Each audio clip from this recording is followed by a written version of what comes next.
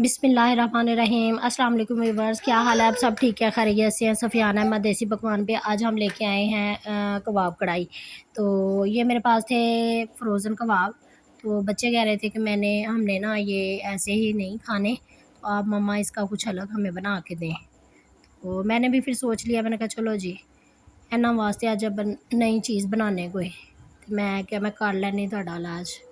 मैं जल्दी ना कड्ढे कबाब कढ़ के, तो मैं थोड़े जिहे इहनूं बाहर रखा, रख के बाद जो इन्हां दी इदां कटिंग करके, तो फिर मैंने जो है ना लिए 3 प्याज बड़े साइज़ की, उसको लेके ग्राइंड किया। अदरक लहसुन हरी मिर्चें और टमाटर 2 बड़े साइज़ की लेके उनको कट किया। उन सारी चीज़ों को मैंने ग्राइंड कर लिया। हरी मिर्चें, लहसुन, अदरक, प्याज, टमाटर, सारी चीज़ों को मैंने कर लिया ग्राइंड। इधर पैन में डाल दिया मैंने घी डाल के 2 इलायची डाली, एक बड़ी एक छोटी, और दालचीनी का टुकड़ा, और बादियान का फूल, एक तेज़पत्ता। और ये मैंने जो ग्रेवी बनाई हुई थी इसकी, प्याज टमाटर लहसुन की, ये सारी मैंने चुक के इसके अंदर फेंक की। तो मैंने कहा चलो जी अब इसका भी कुछ हल निकालते हैं। इसको क्या करना है, इसको अच्छी तरह हमने ले लिया, पका लिया। इसको इतना पकाना है कि इसका जो है ना कच्चापन सारा ख़त्म हो जाए, और ना इसके अंदर जो है ना बाद में थोड़ा सा हमने इसके अंदर जो है ना डाली, आधा चम्मच डाली है मैंने कुटी हुई मिर्च, और आधे चम्मच से ज़्यादा ही थोड़ी सी हल्दी डाली। हल्दी डाल के तो बाद में मैंने इसके अंदर डाला है नमक, हस्बे ज़ायक़ा नमक डाल के। तो मैंने कहा चलो आज मैं कुछ है ना अलग चीज़ बना के देती हूँ बच्चों को, कहा मैं। तो मेरे बच्चों ने भी खाई, बड़ी खुश हुए थे बच्चे खा के।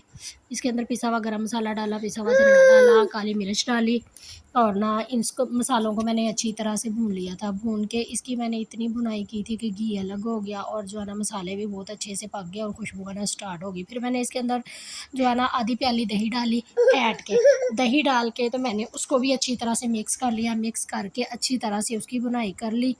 बुनाई करके इससे भी जो है ना ऑयल अलग हो गया था। ऑयल अलग हुआ, फिर हमने जो कटिंग किए हुए प्याज, वो कबाब थे, सॉरी, वो डाल के, तो उसको हमने जो है ना तकरीबन 4 से 5 मिनट के लिए दम पे रखा था। ये थोड़ा सा ज़ीरा मैंने लास्ट में डाला, इसकी खुशबू बहुत अच्छी आएगी, इसका फ्लेवर बहुत अच्छा निकल के आता है। तो इसकी बुनाई करके अच्छी तरह से फिर हमने जो है ना अपना कबाब जो कटिंग किए हुए थे, फ्रोज़न कबाब थे। तो ये आप खुद भी बना के कबाब बना सकते हैं, कबाब कढ़ाई, लेकिन मैंने जो है ना फ्रोज़न लिए थे। तो इनकी कटिंग कर ली, कटिंग करके तो इनको इसके अंदर डाल दिया। डाल के इसको अच्छी तरह से मैंने मिक्स करना है इसके अंदर, क्योंकि ये फ्रीज़ हुए हुए थे, तो इसके अंदर जो है ना हल्का-फुल्का पानी था, तो इस वजह से ये अपना पानी खुद ही छोड़ देंगे। इसको हमने जो है ना 4 से 5 मिनट दम पे लगाना है। दम पे लगा के तो फिर हमने जो है ना इसके अंदर हरा धनिया, अदरक, और कटा हुआ जो है ना हरा धनिया और हरी मिर्च, वो डाल देंगे इसके ऊपर से। तो कबाब कढ़ाई हमारी जो है ना तैयार हो जाएगी। तो जी व्यूअर्स, सफ़ियान अहमद देसी पकवान को लाइक करें, शेयर करें, फ़ॉलो करें, सब्सक्राइब करें मेरे चैनल को, और ना मुझे कमेंट्स करके बताया करें कि मेरी रेसिपी आपको कैसी लगती है। मैं इंशाल्लाह आपके लिए नई से नई वीडियो लाती रहूँगी। तो जी ये देखें हमारे जो है ना कबाब वो बहुत अच्छे से ग्रेवी वाले कबाब बने थे। और अगर आप इस तरह की ग्रेवी छोड़ना चाहते हैं तो ग्रेवी भी छोड़ सकते हैं। अगर आपने भूनना है इसे अच्छे से, तो मसाला जो है साथ साथ लगा हुआ होना चाहिए, तो वो फिर आप भून भी लें।